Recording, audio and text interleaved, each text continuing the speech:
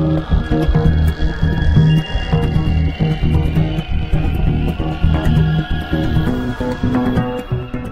you think something similar can happen to Argentina now that they have put into the agreement things like the zero deficit goal for this year? I think there's a real danger that the same misguided economics may have not as disastrous effects as it has in Greece, but as I looked at the Greece program, it was very clear that their economic models were wrong.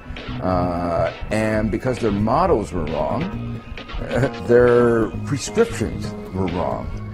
Why does the IMF stick to the same prescriptions? What do you think it is? It's ideology or it's concrete interests that affect the staff and the management?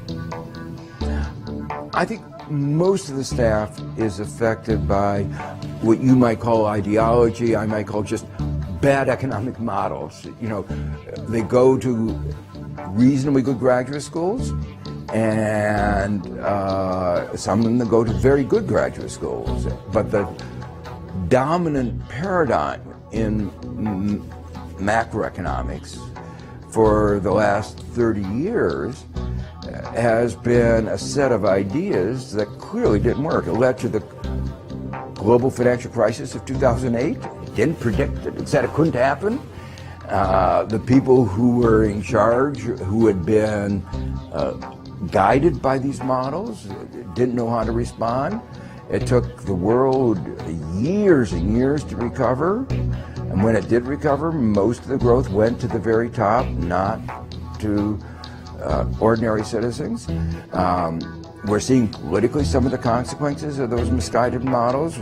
They said it would lead to unprecedented prosperity. It led to slower growth, and virtually all the growth that occurred went to the people at the top.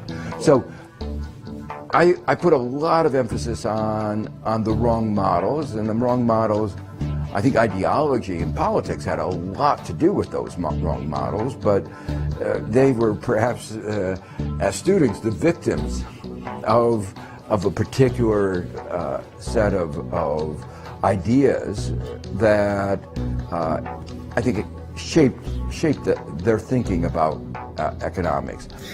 You argued in late 90s that keeping interest rates high, super high, to avoid a currency plunge may generate a worse drop in the currencies. And that's exactly what the government in Argentina is doing right now. We have interest rates above 70%.